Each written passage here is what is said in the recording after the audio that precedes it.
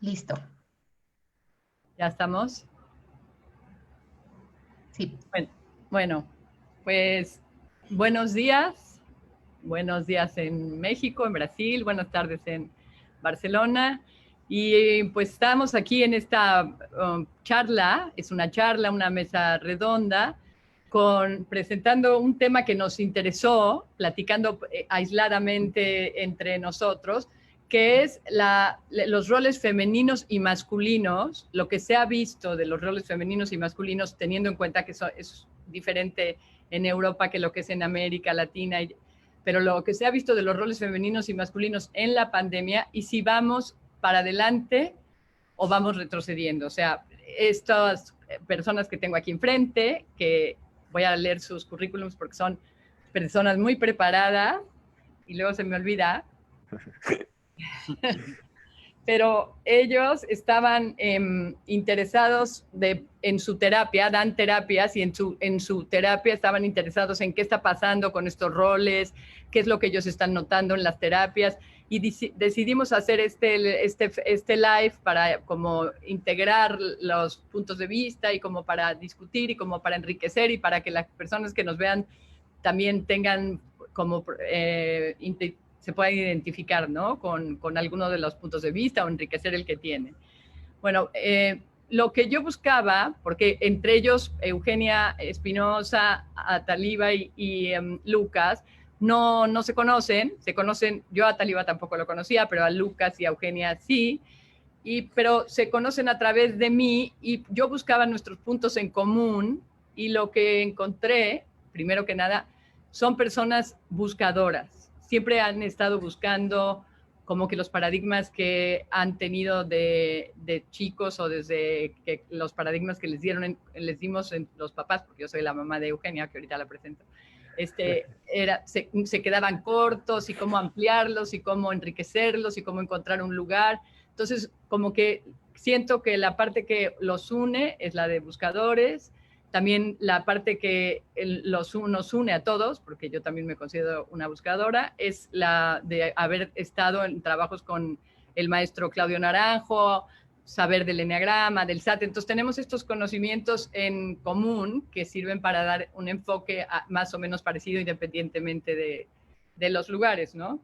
Entonces, les presento a Taliba, que es es gestal terapeuta por el Instituto Gestal de Vanguardia en Brasil y alumno de Somatic Experience por la Asociación Brasileña de Trauma y participante de la escuela SAT. Es ideólogo de Percorriendo Masculinidades, que propone vivencias terapéuticas para hombres. También es cineasta y guionista. Mucho gusto, Ataliba. Eugenia es psicóloga y terapeuta familiar, trabaja actualmente en Barcelona, atendiendo a individuos, parejas y familias desde una perspectiva sistémica y multicultural. Bueno, Eugenia es mi hija y yo estoy muy orgullosa de que estés aquí, Eugenia. Estoy muy orgullosa de que estén todos, pero claro, estoy más orgullosa de que Claro, estén. eso te entiendo. Ya ni modo, ¿no?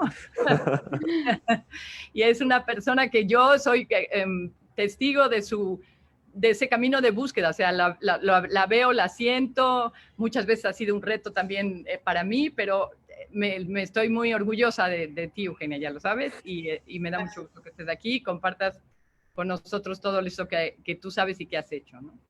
Lucas es gestal terapeuta sistémico por el Instituto Gestal de Vanguardia de Claudio Naranjo. Ha recorrido el camino del clown con Alain Vigneault, que es ahí también. Nos conocimos en el SAT en Brasil, pero luego en el camino del clown con Alain, ahí hicimos el curso juntos. Es participante de la escuela SAT, ideólogo de Percorriendo Masculinidades, que propone vivencias terapéuticas para hombres. También es doctor en Derecho y abogado. O sea que las credenciales son muchas, ¿no? Y bueno, y el chiste es esto, como que un poco hablar de qué pasa ahorita, como que no, como que se habla mucho de la pandemia, pero ¿ustedes qué ven en sus terapias? ¿Qué han percibido que pasa en estos roles masculino-femenino? ¿Por qué les interesó este tema? Como ustedes han entrado a las personas así de cerca, saber qué vieron, qué notan, ¿no? Entonces, si Sí. quieren, empezamos con quien quiera empezar. Expliquen un poco esta parte de por qué les interesó eso y quien ustedes quieran puede empezar. Puedo empezar porque tal vez hablo un poco menos. Bueno, en primer lugar, me gustaría agradecer la invitación de Guadalupe, a Eugenia también, a Lucas, y para quizás poder contribuir un poco a las reflexiones sobre este tan excepcional momento, ¿no? Y también me gustaría pedir permiso para hablar el portuñol, que es un idioma que me encanta por muchas razones. Primero porque no es un idioma oficial y no se reconoce como idioma, ¿no? Y esta marginalidad trae algo de positivo por estar ciego un poco a las fronteras. Y luego porque no pone el correcto en el incorrecto de la gramática, de la semántica como determinante. Entonces entonces voy a hablar un poco con equívocos gramaticales para contemplar a los brasileños que están escuchando también. Y, y bueno, me gustaría enfatizar la importancia de este tema, que para mí es como el tema del siglo, ¿sí? En el sentido más profundo, es más esencial cómo enfrentamos nuestro problema de separatividad, ¿no? Donde podemos definir si finalmente aprenderemos a convivir. El tema de la reestructuración de las relaciones, ¿no? Como entre personas. Entonces, este es tal vez mi principal motivación para buscar a través de lo masculino este estudio, este trabajo con Lucas, como para llegar a este más fondo en este tema de convivio entre las personas, ¿no? Y bueno, es que, creo que por encuentro es eso. Y puede decir más Lucas sobre nuestro trabajo. Sí, sí, nosotros hemos decidido trabajar con los hombres porque vemos que trabajar terapéuticamente, claro, porque vemos que en nuestros medios y las terapias y retiros, vivencias que participábamos, había siempre una mayoría de mujeres, ¿no? Pero al otro lado vemos que eso empieza a cambiar, ¿no? Y para nosotros es interesante investigar y trabajar qué es ser y estar hombre en el mundo hoy, ¿no? Por el, por el movimiento feminista de las últimas décadas, se ha producido una invitación a que los hombres también se desubiquen en sus roles, sus posiciones de poder, a repensar sus privilegios y eso, en nuestra opinión, solo se produce con terapia, con mirar hacia adentro, con enfrentar miedos, atravesar zonas fóbicas y por eso empezamos a trabajar con los hombres, ¿no? ¿Qué pasa a los hombres cuando tienen que estar en contacto con su pareja o con sus hijos desde un otro sitio, ¿no? Desde un otro sitio interno? Y eso viene más fuerte ahora en la pandemia, ¿no? Cuando hay otra vez, ¿no? Una invitación, aunque forzada, a repensar nuestros roles en la sociedad, en nuestra familia, en el mundo en general, en nuestro trabajo también. O sea, hemos visto en la terapia que hay una especie de crisis, ¿no? Masculina, ¿no? Porque eso de tener cosas y tener dinero y llegar a un puesto alto en el trabajo ya no basta, ¿no? Hay algo interno que no llega. ¿Y por qué no llega, no? ¿Qué hay ahí? ¿Qué falta, no? Entonces, investigar un poco por ahí es donde nos gusta trabajar, ¿no? especialmente ahora en la pandemia, esto se puso más en evidencia, ¿no? El papel, el rol, por ejemplo, del hombre proveedor, ¿no? Que sale a casa, sale de su casa a trabajar y poner dinero en su casa. Y ahora con el home office o, no sé, algunos sin trabajo también, especialmente en Brasil, ¿no? Donde la pandemia se cerró mucho el comercio, la industria, ese rol se pone como en evidencia, ¿no? Y ahora que no soy hombre proveedor, aún soy hombre, que hay más de mi hombridad que no sea proveer, ¿no? O, por ejemplo, que hay más de mi hombridad que no sea poner mi familia en tranquilidad, ¿no? Porque ahora estamos delante de un escenario imprevisible, ¿no? No tenemos la vacuna de la COVID, no sabemos por el económico hacia dónde vamos y está clarísimo que los hombres no tienen respuesta para nada, ¿no? Ya no teníamos antes, pero ahora aún más. Y, y eso nos invita a pensar, ¿no? Que ser hombre, ¿qué es? ¿No? Como plantear esta pregunta es un poco nuestro trabajo, más que ir por las respuestas, ¿no?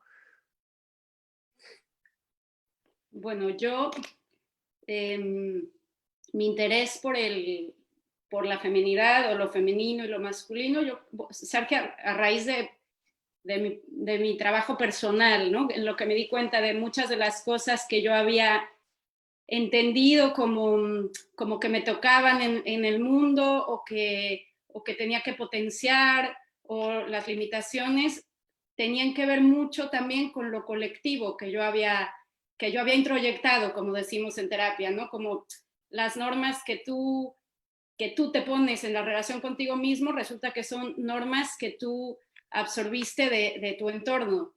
Y ahí me empecé a dar cuenta lo mucho que me había pesado el ser mujer, ¿no? En esta relación conmigo misma, con mi propio cuerpo, con cómo yo me veía desde un lugar que también me había sido vista. Entonces, y son cosas a las que yo en un momento no les podía poner palabras, ¿no? En el sentido de, ¿por qué se espera de mí que sea más adaptable o que me interese menos el poder o que, pues porque era una cuestión de género? Y poco a poco, también con todo el movimiento social que ha habido del Me Too, ¿no? De este movimiento tan reivindicativo y de denuncia, me he ido dando cuenta cómo era invisible todo esto que yo hacia mí misma me había planteado, ¿no? Y esto me ha hecho cuestionar en mi propio crecimiento personal. Y luego con mis pacientes, yo no trabajo como ustedes dos desde una perspectiva de género, y sin embargo es algo que está muy presente, ¿no? Yo trabajo mucho con familias, ahora yo trabajo con familias que tienen hijos, y claro, bueno, lo primero que pasó es que las familias con hijos empezaron a no poder hacer terapia. O sea, porque ¿cuándo? Si tenían a los hijos, si tenían que atender el teletrabajo, es que no salían las cuentas.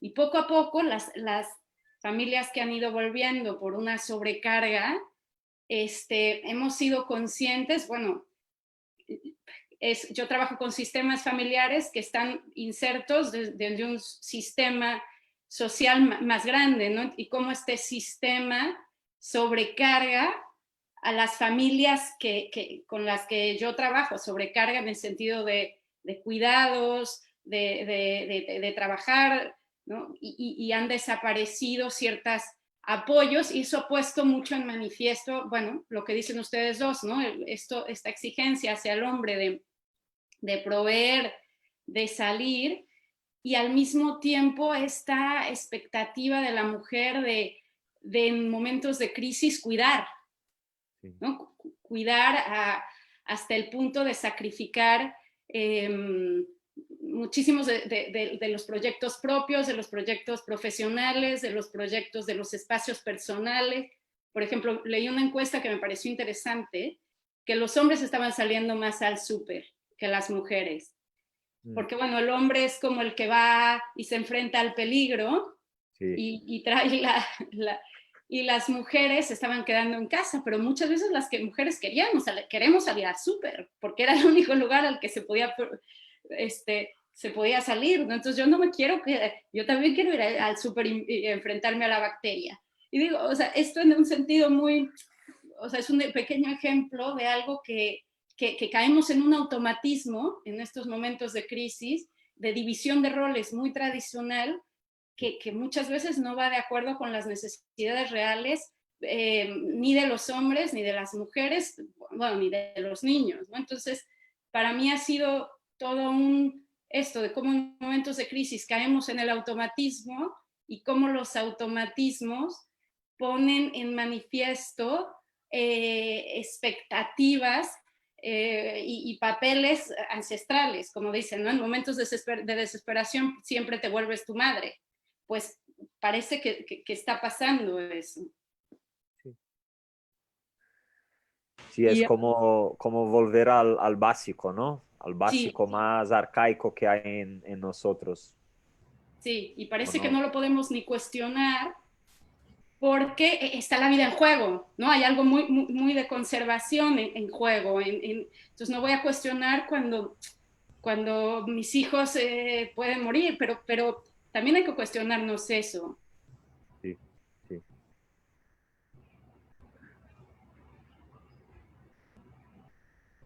sí, pues, y también me decías, Eugenia, la otra vez que platicábamos, que como que había el miedo, como que siento que ha habido un camino de las mujeres, ¿no? Como un camino de apertura y de tratar de ocupar otros espacios, que como tú dices, a mí me parece y muy importante esto que dices de la invisibilidad de los introyectos, ¿no?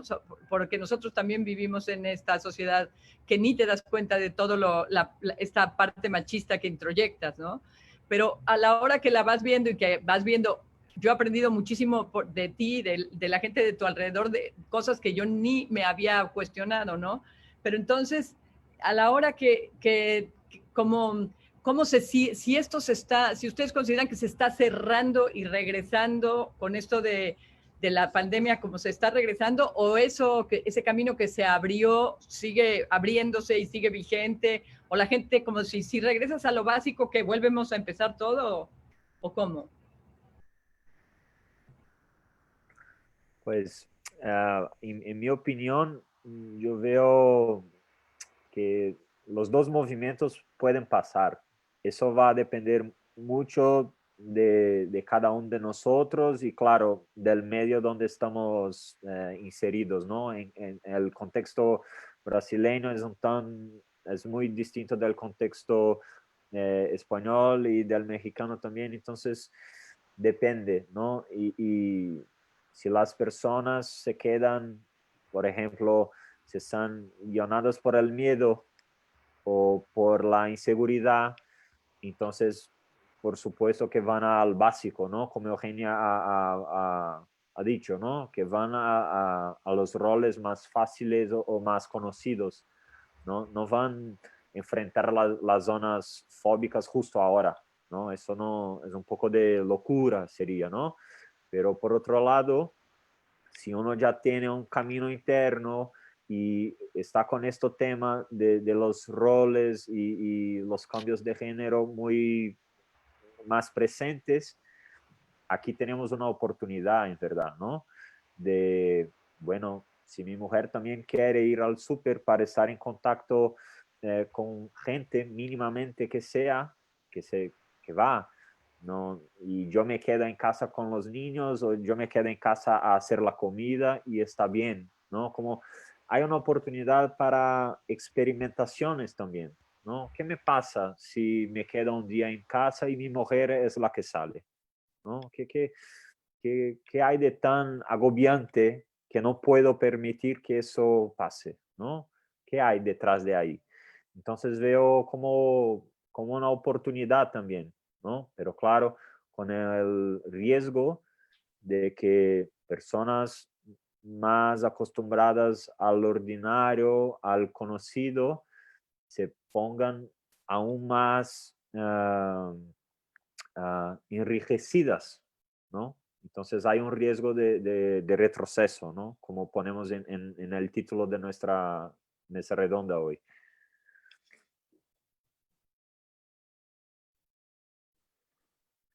Sí, tú, Ataliba. Ah, sí. No, yo quería, no sé si ya entramos en esto, en el corte del tema que he propuesto a la charla. Para mí, este cliché, ¿no? de la crisis es como una oportunidad, ¿no? Que siempre recurrimos a la palabra china que quiere decir lo mismo.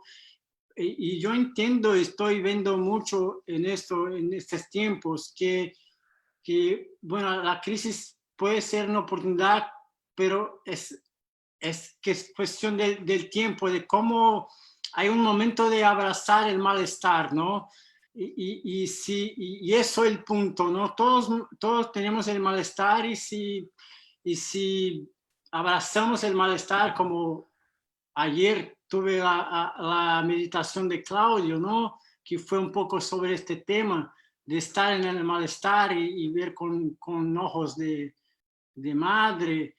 Y para mí el punto para volverse una oportunidad es, hay que abrazar el malestar, ¿no? Y eso surge mucho el malestar del hombre y de la mujer por estar en casa y creo que para volver oportunidad hay que pasar por eso. Y para el hombre, este tema de crisis como la oportunidad, en el universo masculino, esto a menudo se ha dicho mucho como un impulso para los negocios, ¿no?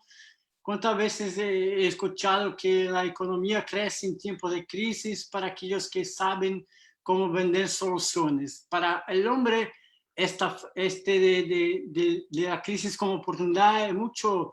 El hombre se busca con la mente formas de salir de la crisis, tienes oportunidades de ganancia.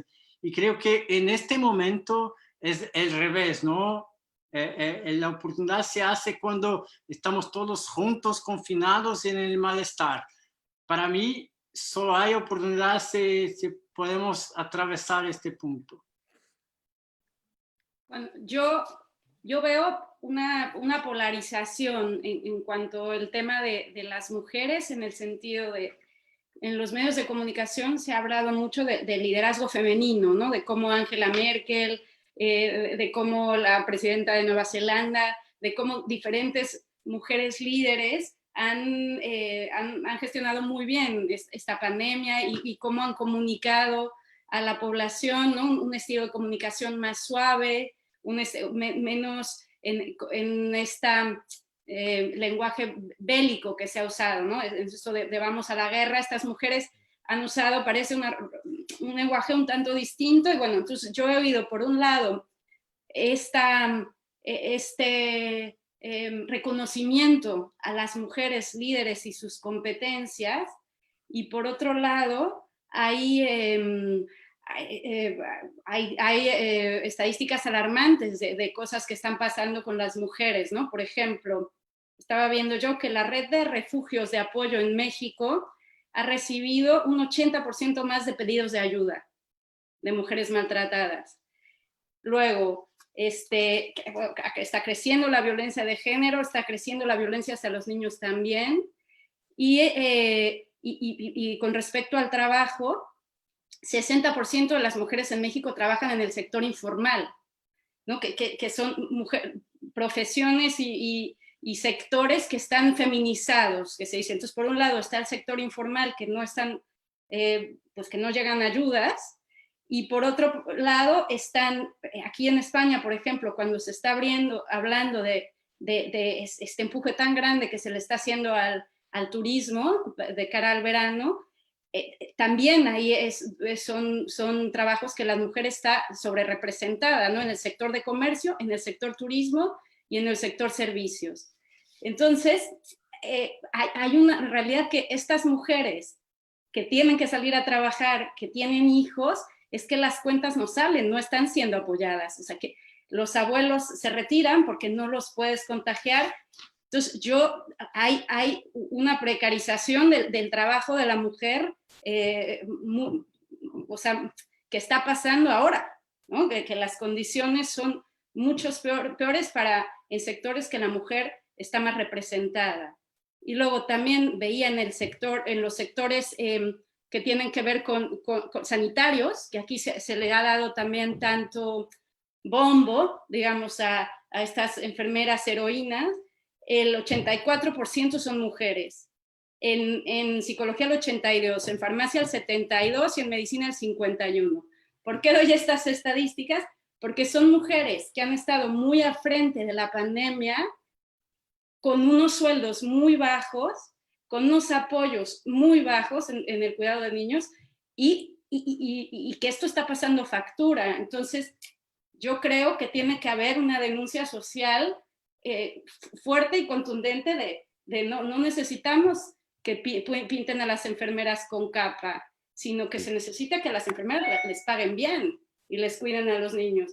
Y por lo menos desde donde yo estoy, que es en Barcelona, con unos apoyos públicos que se destinan a una cosa o a otra cosa, bueno, se ve que no es lo más urgente, ¿no? Apoyar a estas mujeres que están saliendo a hacer la cara de la crisis. Y estas mujeres pues se traducen en familias y se traducen, que yo veo, ¿no? Que es que cómo puedes salir a trabajar si nadie te puede cuidar a los niños. Entonces, yo a las familias que veo siempre les trato de hacer ver que más allá de tu pequeño sistema y de la problemática de tu sistema, el sistema mayor está siendo injusto en muchos sentidos y no te puedes cargar a la espalda como mujer ni como hombre, o sea, hablando de estos contextos, que estés estresado, que estés con una relación de pareja muy complicada, que estés con una relación con tus hijos muy complicadas, porque el sistema está siendo muy complicado. Sí, y creo que hay una cosa que dijiste, hay esta visión de ver a las personas que están en el front como héroes, ¿no? Y heroínas, ¿no? Sí, pero qué bien y van a ganar una medalla o capa rosa, no sé qué, pero ¿y qué cambio va a producir? ¿No? ¿Qué cambio se va a producir en estas personas, ¿no?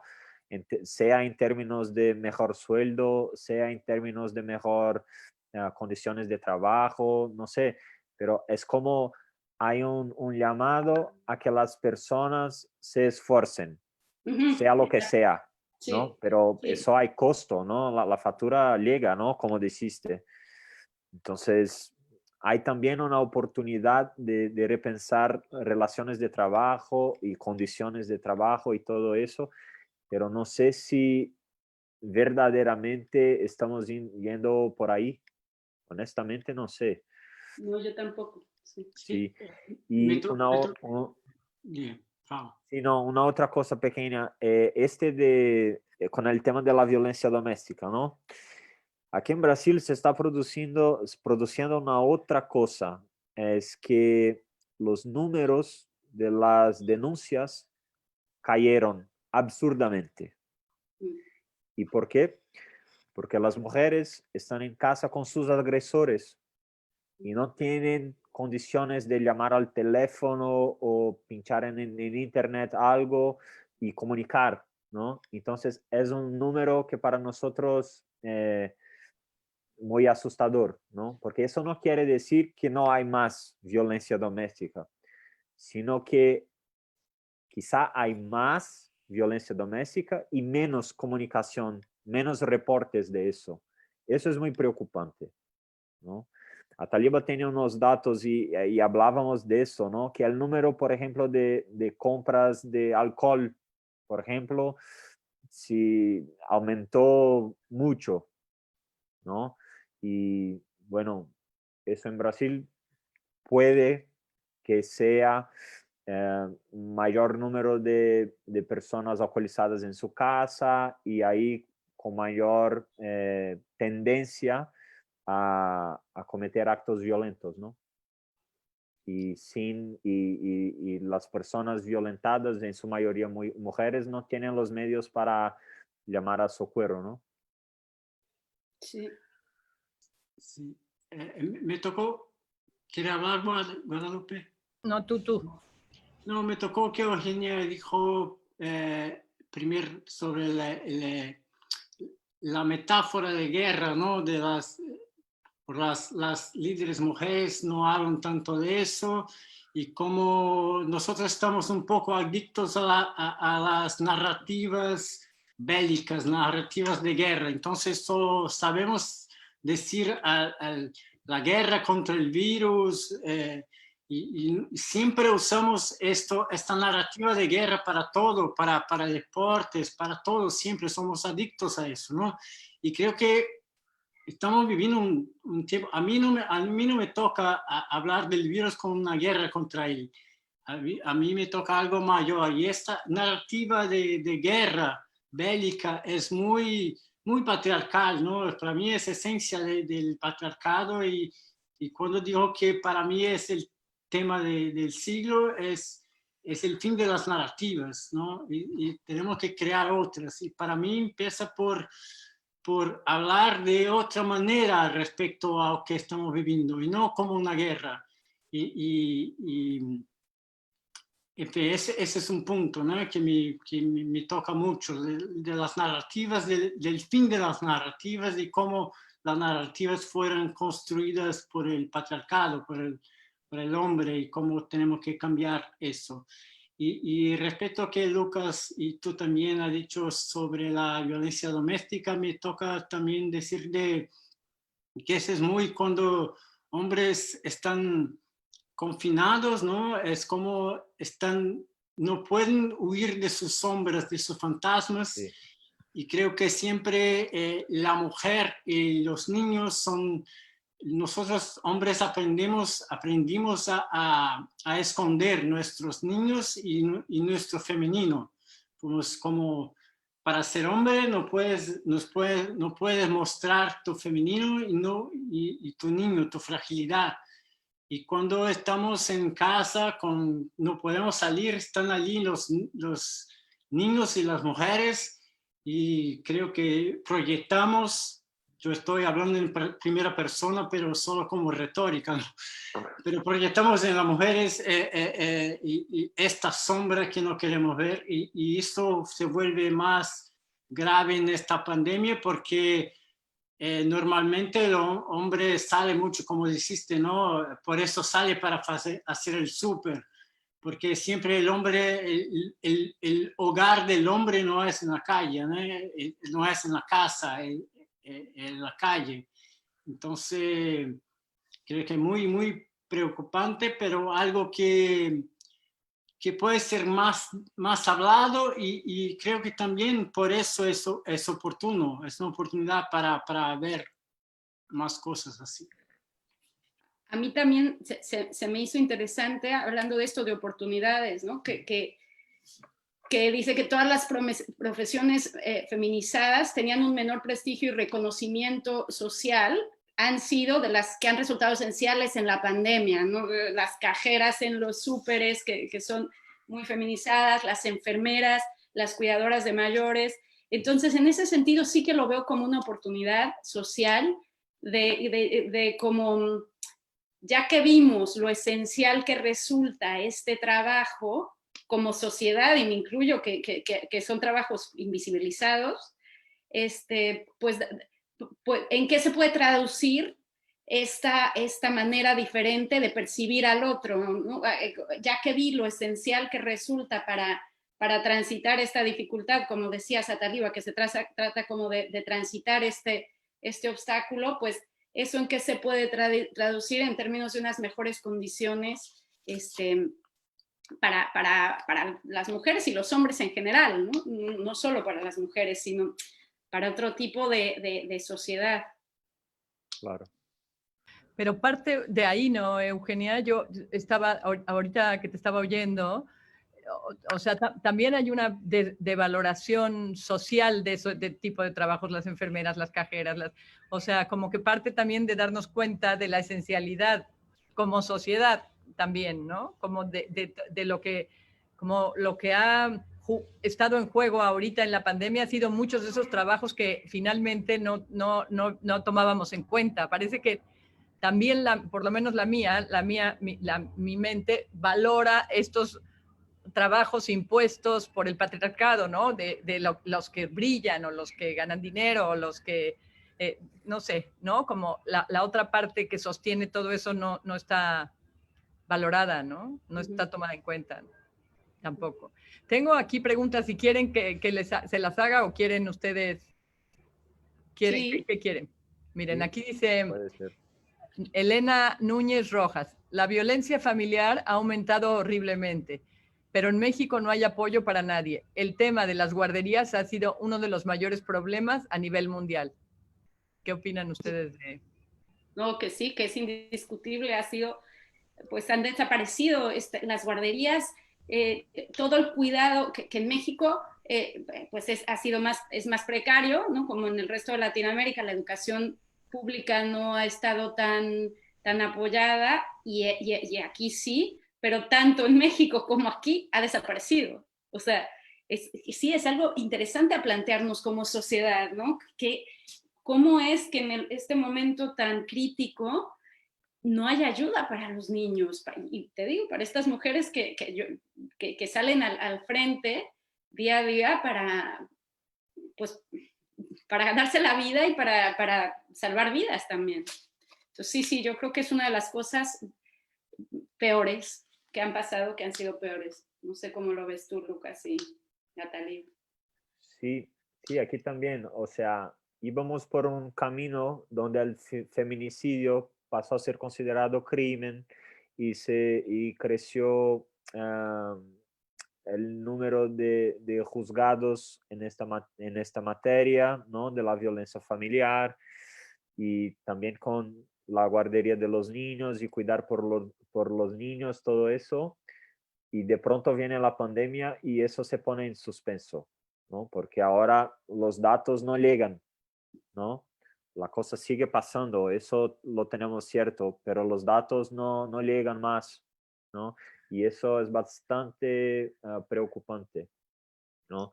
Hay una otra participante que habla, que dice que las mujeres violentas también las hay, ¿no?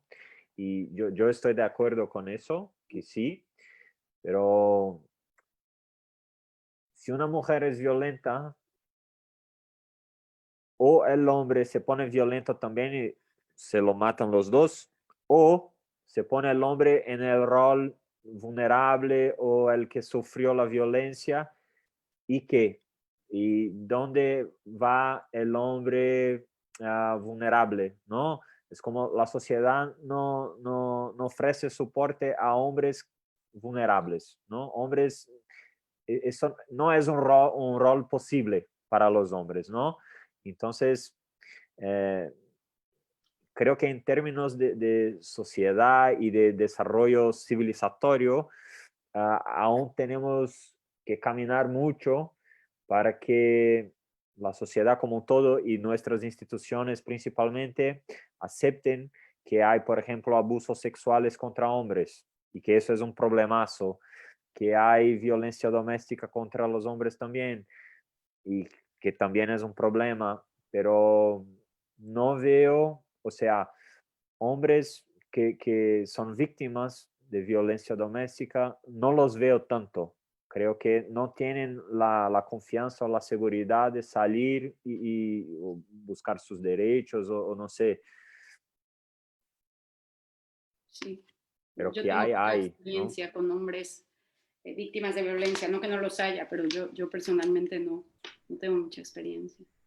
Sí, ¿Tú, hay Atalina? poco, porque se habla poco. Sí, Se habla poco, pero muchos hombres han tenido madres invasoras, ¿no? sí, O sí, madres, no sé, súper protectivas. Y, no sé, quizá pasó algo en la historia de cada uno también, ¿no? Pero la sociedad no la veo tan interesada en eso, ¿no? Estamos más interesados en ser dominadores y conquistar y vencer guerras, o sea, la lógica es otra. Y es sí. tan fuerte que no hay espacio para otras, como dice Ataliba, para otras narrativas, ¿no?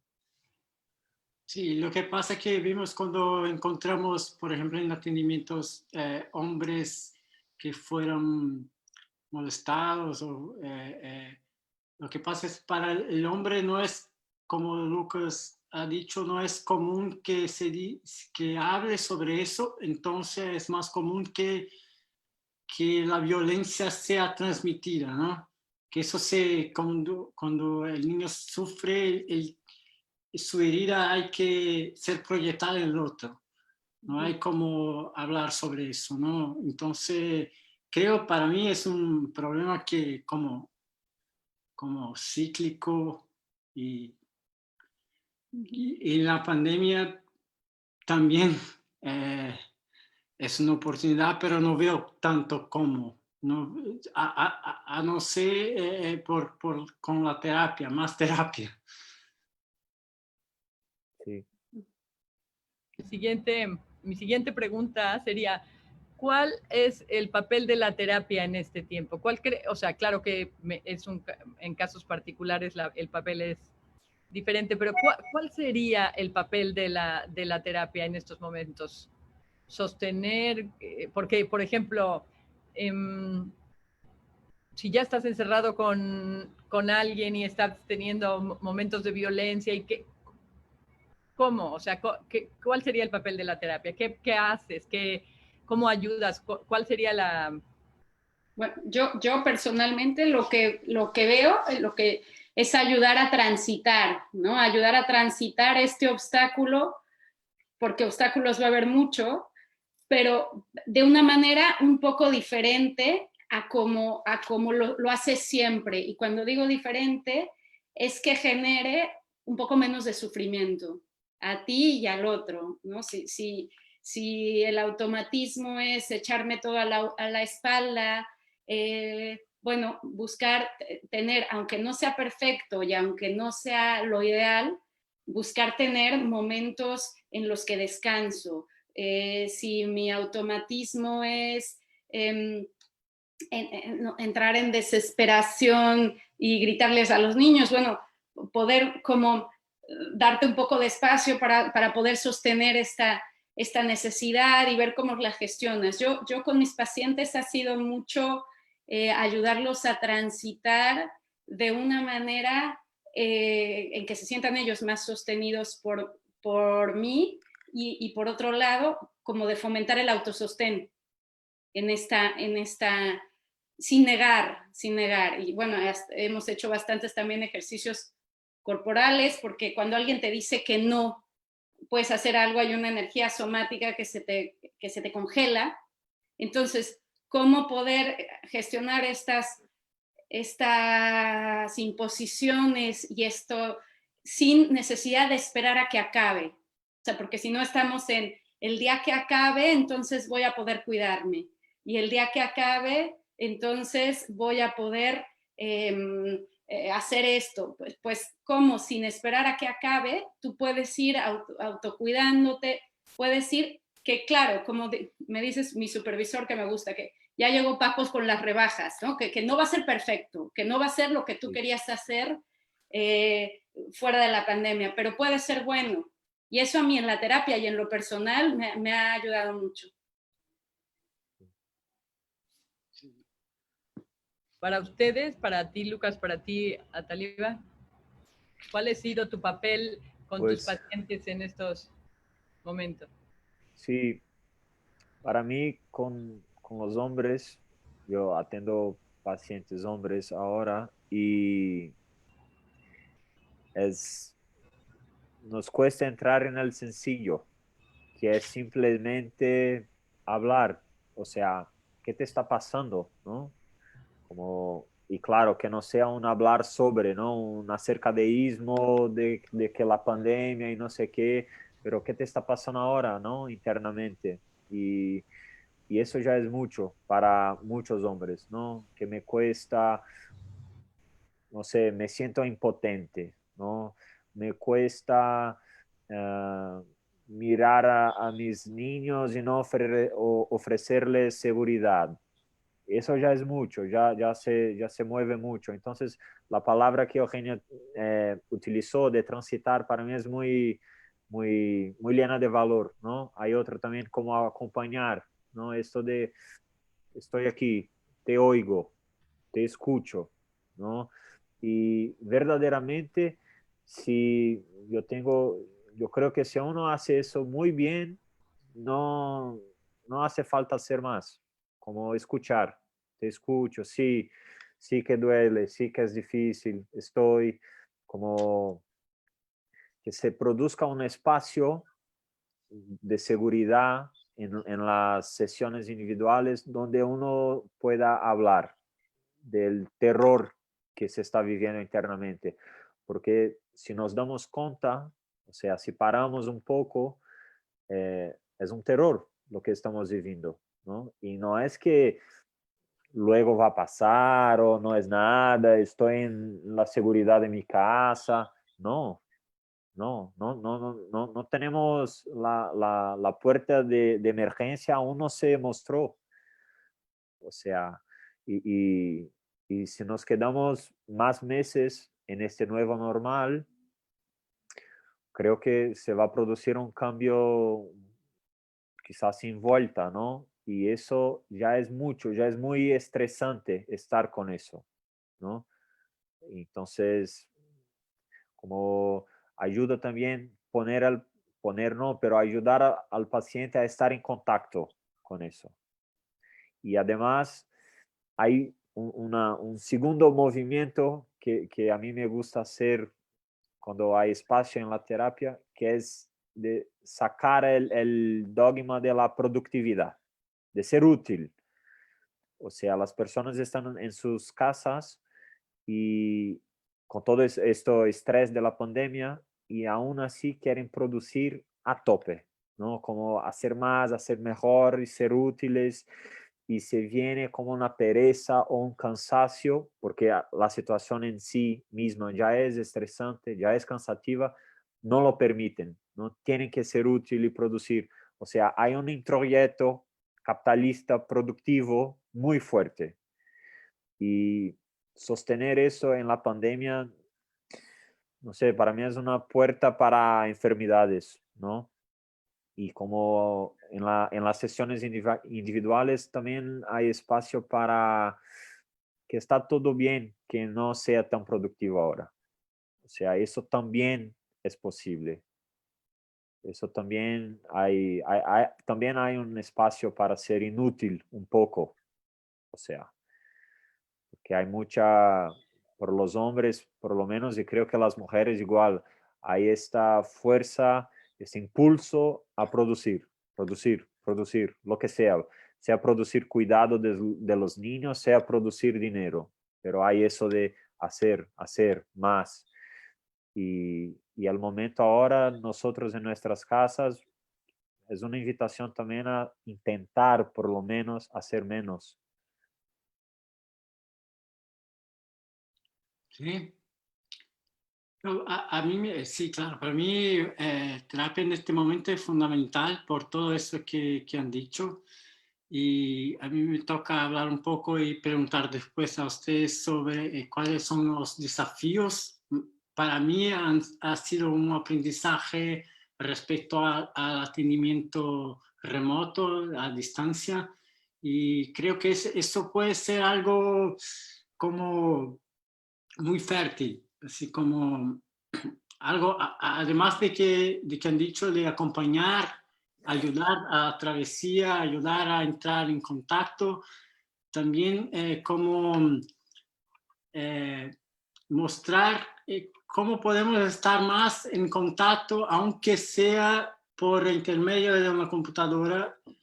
No, no tenemos como el contacto físico, no tenemos como otros sentidos, pero quizás podemos ejercitar esta musculatura de un otro tipo, en otro sentido que tenemos de presencia, ¿no? Para nosotros presencia por lo menos en Gestalt es fundamental, ¿no? Y cómo tener presencia no estando físicamente con lo otro.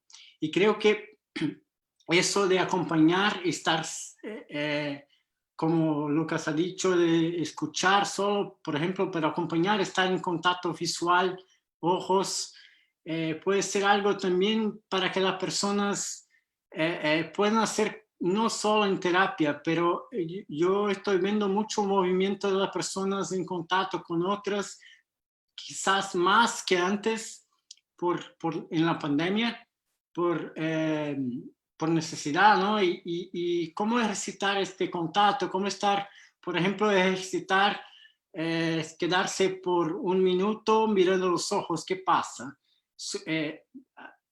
Solo en silencio mirando los ojos. Eso yo he hecho algunas veces y con y sentir el cuerpo y la persona van aprendiendo, percibiendo la fuerza de eso, aunque sea en la distancia con esta pantalla delante.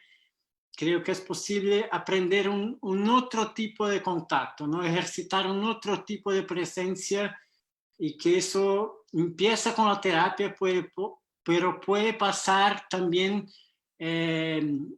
para las personas entre ellas, ¿no? En la comunicación normal. Entonces, no sé, me gustaría saber de los otros cuáles son los desafíos que están encontrando por esta situación de distancia. Bueno, para mí también ha sido un regalo, porque lo de las terapias digitales, porque yo trabajo con mucha población que se mueve mucho. O sea, es gente que está aquí un tiempo, luego se va, de muchas culturas distintas. Y el otro día un paciente me decía, ya sé si decido que si me voy a otro lado, tú vas a seguir siendo mi terapeuta, y eso me da tranquilidad, ¿no? Fue muy bonito, porque yo también tampoco lo había pensado así. O sea, que yo puedo seguir siendo... Yo antes, cuando alguien se iba de Barcelona, terminaba los procesos y ni se me ocurría hacerlo de otra manera.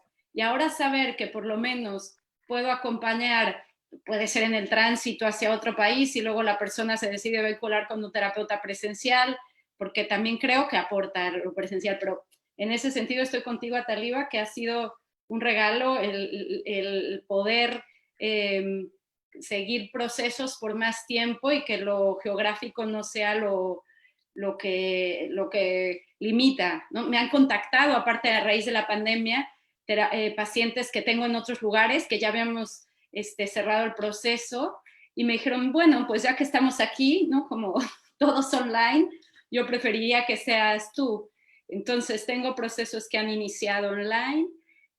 El desafío que también para mí es tocar. Yo toco a mis pacientes, pero fue interesante también que en una sesión le dije a un paciente que le dije, mira, yo ahora te tocaría. O sea, es un momento que te... Y me dijo que con habérselo dicho, para él se emocionó muchísimo, ¿no? Como decirle, no puedo porque estoy lejos, pero me gustaría hacerlo. Entonces, bueno, mira, yo más que limitaciones, bueno, la única limitación que sí le veo, que luego leí un artículo y fue que me canso más. O sea, me canso mucho más, no sé si les pasa, después de sesiones online y leí un artículo que decía que, claro, tienes que poner más atención para captar lo no verbal de una manera clara. Entonces, hay una focalización de la atención que para mí ha sido una dificultad, o sea, en el cuestión de cansancio mío. Bueno, y también en terapia de grupo, que tengo un grupo que ha sido, no me he acabado de encontrar cómoda con la terapia online en grupo.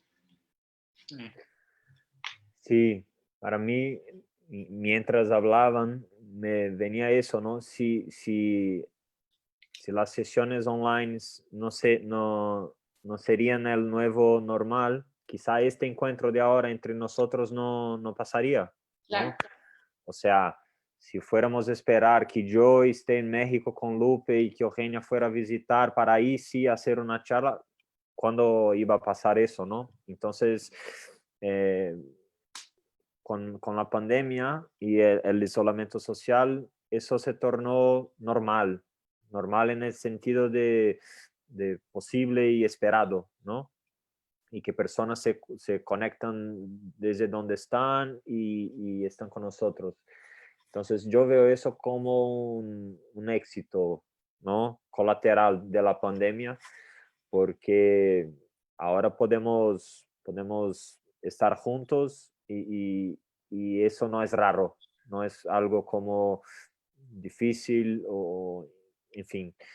Y como desafíos, dificultades, yo veo principalmente en los grupos que tenemos online, ¿no?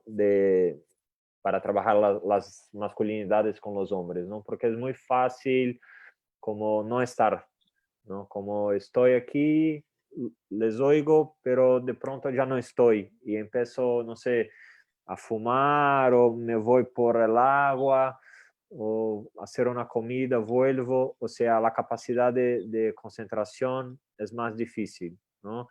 Y nosotros, terapeutas, tenemos que desarrollar formas de poner los participantes en contacto, ¿no? O sea, yo hablo y pregunto, Lupe, ¿tú qué opinas? Ah, Eugenia, ¿tú qué oíste eso? ¿Qué le sale ahora? O sea, como poner las personas a hablar, ¿no? Si no, hay el riesgo de que todos se vuelvan un poco voyeurs, ¿no? Que están allí de, ¿cómo se llama en español? De audiencia, ¿no? Para asistir y no para De observadores, participar. ¿no? Claro, de observadores, ¿no? Y queremos todo lo contrario, ¿no? En nuestros grupos, ¿no? Entonces, eso es un desafío y cuando estamos presencialmente, hay propuestas que se pueden hacer y que virtualmente no sale, ¿no? Como algo de trabajar el cuerpo y movimentar por la sala y mirar en los ojos, eso no es fácil o quizá imposible, ¿no? Virtualmente. Pero hay algo de estar en contacto, estar en presencia y, no sé, mi intuición es que algo se produce ahí, aunque virtualmente, ¿no? Sí, como entro en contacto con mi respiración, te oigo hablar y veo tu postura, el tono de tu voz, algo pasa, ¿no? O como Eugenia dice, me gustaría, ¿no?, tocarle o darte un abrazo. Cuando se habla eso, algo pasa internamente. Y si estamos en contacto con lo que nos está pasando ahora, se produce el mismo efecto que presencialmente, yo diría. Sería como ¿qué ibas a decir, Eugenia? No, que no sé si nos estábamos desviando del tema o a la gente le interesará. Bueno, espero que sí. No, pues eso era una de las preguntas, pero bueno, aquí hay otra. Dice, es para todos, se la dirigieron a Taliba. Taliba, Vale. me gusta eso de enfrentar lo oscuro, pero a veces las personas que nunca han tocado su parte negra no lo saben hacer.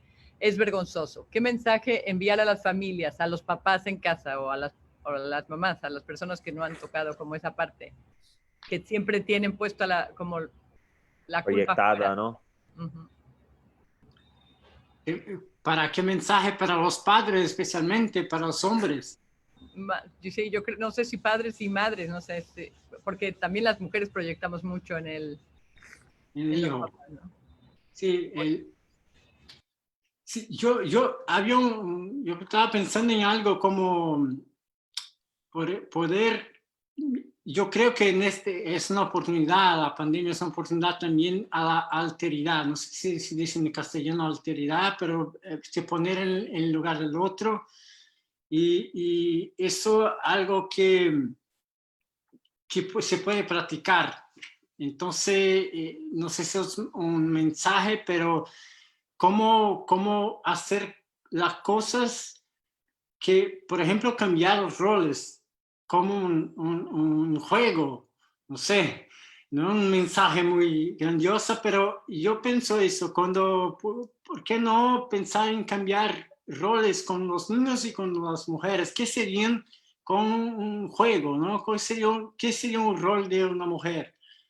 Y que yo puedo hacer y de niño y jugar también, no sé, esa es una práctica que para mí creo que puede abrir caminos y ayudar a atravesar eso, nuestras sombras, porque podemos encontrar un poco y sentirnos como los otros. No sé qué Lucas y Eugenia pueden decir a ellos. Sí, me gusta, pero a veces su carta negra no lo saben hacer. O sea, yo creo que se refiere a lo de mostrar la vulnerabilidad, ¿no? Que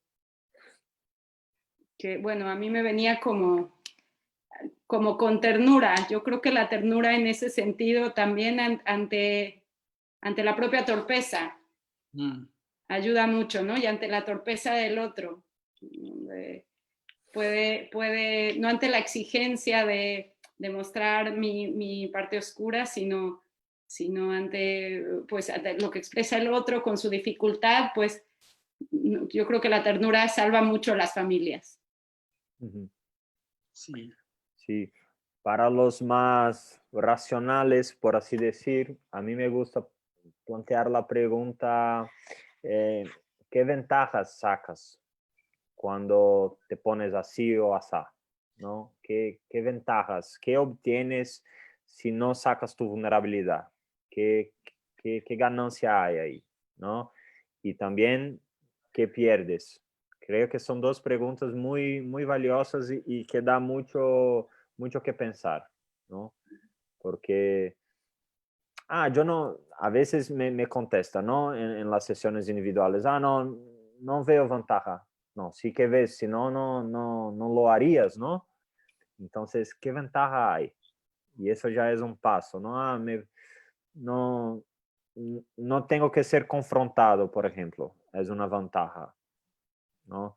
Y bueno, ¿y qué hay detrás de ahí de no querer ser confrontado? Quiero estar confortable en mi casa, quiero que me dejen en paz. Eso es una cosa muy común en hombres, ¿no? Eso de no confrontar, como internamente, ¿no? Que sí, que pelean y tal, pero no quieren tocar este sitio un poco más frágil o desconocido. Entonces, creo que plantear estas preguntas puede ser interesante también, como para poner luz en la oscuridad, ¿no? ¿Qué hay ahí que no veo? Creo que empezar por lo que gano y lo que pierdo es interesante también. Y utilizar la terapia para expresar. Creo que la terapia es un sitio seguro para eso, ¿no? Entonces, para soltar nuestros monstruos. Entonces, creo que pues, tenemos contacto con la sombra y a veces creo que una de las mejores funciones de la terapia es un ambiente, un sitio seguro para que puedo mostrar mis monstruos y no causar daño a nadie, ¿no? Entonces, a veces creo que con una terapia se puede soltar eso. Y esto es, volviendo a la pregunta anterior, ¿no? La importancia de la terapia ahora, sí. A poder soltar los monstruos, soltar las sombras y tener un lugar seguro para eso, porque a veces necesitamos y tenemos que pasar por esta agresividad y la terapia es fundamental para contener, para dar sentido, para que se atravese eso. Y a veces yo creo que luego, bueno, los monstruos en contacto con alguien que te escuche no son tan monstruos. Sí. No sé, como que luego es enorme lo que traes en la cabeza y cuando de repente hay alguien que te escucha y te lo puede como reencuadrar, no era tan monstruoso, ¿no? Se van agigantando los monstruos. Claro, hay veces que sí, que es así, que están ahí como y hay que, como ustedes pueden acompañar y ayudar a transitar por ahí y aceptar lo que está sintiendo la otra persona, porque si no aceptas lo que sientes, no hay manera de que vayas hacia ningún otro lado, ¿no? Sí, pero luego también el reencuadre del monstruo es muy, ¿no? Sí, si lo vemos a los monstruos desde la mirada del niño, con sus heridas, claro que la oscuridad es gigantesca y los monstruos son gigantescos, ¿no? Pero si lo encaramos como adultos, con las pocas o más herramientas que tenemos, los recursos que tenemos, eso puede ser un poco más manejable, ¿no? y ahí como reencuadrar los monstruos, como dijiste.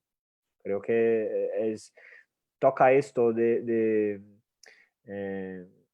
nos responsabilizarnos por los monstruos que tenemos y como confiar que tenemos recursos para él. Y si no, hay los terapeutas, las terapeutas para acompañar en ese proceso, ¿no? De crear muslos para estar con los monstruos, que tampoco es una tarea de eliminar o matarlos, sino de, o sea, monstruito, te veo ahí y te respeto, pero ahora me toca hacer otra cosa, o ser así, o ser así.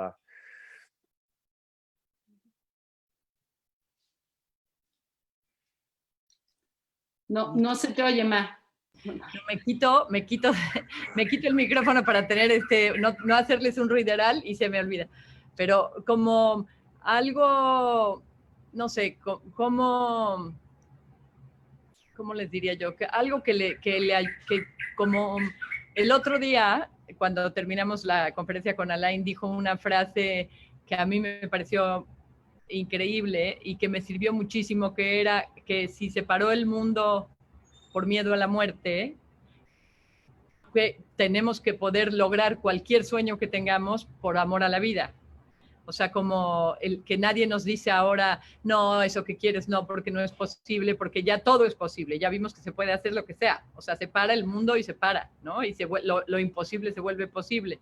Entonces, ustedes dentro de la terapia, como qué frase o qué algo que le digan a las personas para acompañarlos en este momento a transitar esto que está pasando, ¿no?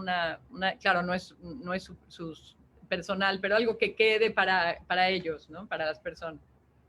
Bueno, a mí me viene esto como de no esperar a que sea perfecto, ¿no? No esperar a salir para reconocer lo que me nutre y lo que se me dificulta. ¿No? Luego también hay una parte que yo he oído a muchos pacientes y amigos también de lo que nos ha nutrido de esta pandemia, de la bajada de las exigencias, y muchas veces es ya después de que pasa el confinamiento que dices, mira, me acuerdo, que, o sea, ahora me doy cuenta que ir sin prisas era bueno para mí, entonces como buscar reconocer tanto la dificultad y gestionarla como lo que me nutre y cogerlo, ¿no? Esto que me está nutriendo. Eso es una cosa que a mí me ayudó. Y luego otra cosa que me gustó también, que no es una frase, pero esto que dice Yuval Harari es el de Sapiens, que dice que son momentos de gran plasticidad.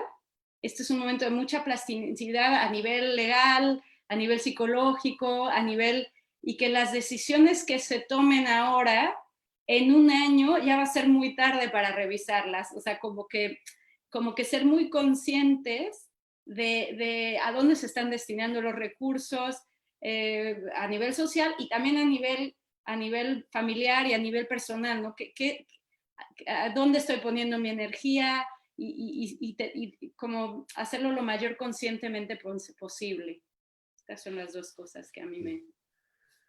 Sí, yo no, seguramente no voy a ser tan poético y hermoso como Alain, porque yo no creo ser posible, pero me viene decir algo como mirar hacia adentro. Es como hay una urgencia de eso cada vez más. O sea, no tenemos más tiempo de, ¿se dice fingir en español? Sí. Sí, como de fingir que no tenemos que ir por ahí. O sea, que hay una solución que vendrá de fuera y una revolución política desde fuera. No. O sea, el momento es más que una oportunidad, es un llamado, es una emergencia para mirar hacia adentro y no sé, cada uno enfrentar lo que necesita para salir de esta situación, de este momento transformado, ¿no? Un poquito que sea, pero hacer el movimiento, de ir hacia adentro y qué encuentro ahí, o sea, qué tipo de ser humano, qué individualidad quiero traer a la luz ¿no? Como me viene ahora esta imagen de salir de la cueva, ¿no? ¿Y cómo quiero salir de la cueva después? ¿No? ¿Cómo quiero que el mundo me vea? ¿No? Y que sea de una forma más individual, más única, más compleja, o sea, que no sea hombres con sus ideales encajonados o mujeres con sus banderas fijas, ¿no? Pero que seamos más enteros, más complejos y no sé, me viene algo desde ahí. Y a mí, bueno, tampoco tengo nada, ninguna frase poética, ni, pero me toca decir, para abrirnos más a otras posibilidades, ¿no? De contacto. Y creo que el contacto en este momento es muy importante y me lleva a mí que me parece el origen de nuestra separatividad, ¿no? Que es el tema de que hablamos hoy, de masculino y femenino. Creo que debemos reestructurar las relaciones. Esto pasa por tener otros tipos de contacto y más que eso, sentirse como el otro y cómo hacer ejercicios de sentirse como el otro. Eh, yo me gusta muy un autor contemporáneo, se llama Charles Eisenstein, y él dijo mucho sobre no es interdependencia, pero es interbeing. Es más que interdependencia, es un sentimiento que se puede poner a los otras personas, pero también a los animales, a la naturaleza, y sentirnos, entonces, ejercitar más contactos, otros tipos de contacto, y de una manera que podemos sentirnos en los otros. No sé si puede ser claro, pero es lo que siento ahora, ¿sí? Lo que a mí personalmente, para mí, mi necesidad también, tener nuevas formas de contacto. Entonces, por más que estamos cerrados en esta pandemia, tenemos posibilidad como ahora de tener contacto, de mirar los ojos y de intentar sentir como decía Claudio, ¿no? Vestir los zapatos de los otros, ¿no? Sentir cómo es estar en la piel de los otros y creer que eso es posible porque que eso es verdad. Entonces, para mí es en este punto que estoy. Sí. Pues yo, fíjense que mientras ustedes hablaban me vinieron dos cosas. Una, que este confinamiento y esta pandemia es la vida. No es como que vamos a salir a la vida, ya es esta la vida, ¿no? Como que todo lo que hagamos tiene que ser ahorita, como dice Eugenia, porque estamos en este momento tan como de tanta plasticidad, como dice ella, que hay que agarrarlo y estar presentes también, ¿no? Si no, nos pasa lo mismo de siempre de pensar que luego va a venir, cuando salgamos entonces va a pasar y se nos va así permanentemente la vida, ¿no?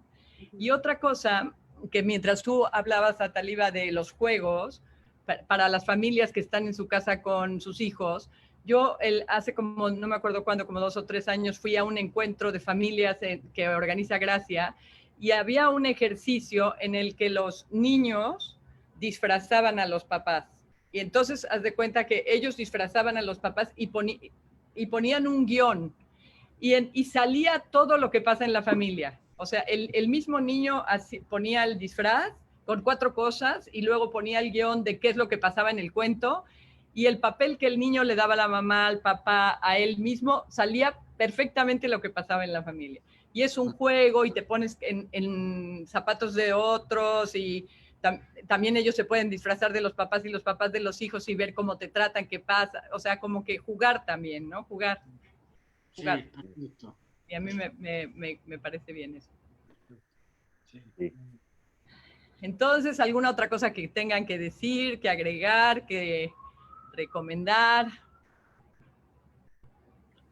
Pues para mí solo agradecer la conexión con Eugenia, con Lupe y la propuesta, ¿no? Sabemos que es un tanto difícil traer el tema de las feminidades, las masculinidades, el género para dentro de la terapia, ¿no? Como hacer este puente. Y yo muy feliz que el CAE se propuso a eso y que aquí estamos. Yo muy feliz. Sí, Yo también agradecer al CAE, agradecer a Taliba, Lucas, a mi madre, este espacio de exploración, ¿no? Finalmente es un espacio de exploración y de ver desde diferentes puntos cómo se está viviendo la masculinidad y la feminidad, y desde un punto que también puede ser ligero, ¿no? Que hay la parte dramática, hay la parte muy compleja y pesada, y hay una parte que podemos abrirnos a oír al otro sin que sea tan amenazante. sí. Yo también gustaría de agradecer, saludar a Eugenia, Guadalupe, por la invitación, por la oportunidad, ¿no? Y me vino una frase para cerrar que es de mi maestra Fátima Caldas, que nunca me olvido, que una vez dicho, sabios son aquellos que pueden sostener preguntas sin respuestas, ¿no? Entonces creo que es un momento de poder sostener estas preguntas y no buscar las respuestas y dejar que las respuestas vienen, creer en eso. Entonces, gracias Guadalupe, gracias Eugenia y Lucas también. Estamos Sí. ahí. Muy bien. Muy bueno. Sí, yo fíjense que en el CAI a mí me interesa muchísimo este tema, porque sí me gusta mucho, o sea, como hablar porque siento que en México es un tema o sea, yo soy parte de una cultura machista, transmisora, receptora y todo de una cultura machista. Me cuesta trabajo como hacerme así para poder ver lo otro, ¿no? Entonces, sí quiero ver, sí quiero como hacer el espacio para que todos podamos ver, ¿no? Lo que es esta división de roles, lo que es vivir en una cultura machista. Sí. O sea que muchas gracias. A ti. A ti. Y ya, ok. Sí. Y hasta una próxima, ¿no? Cantamos. Hasta la próxima. Gracias, Que Lupe. les vaya bien, gracias. Mucho gusto conocerlos. Adiós. Adiós.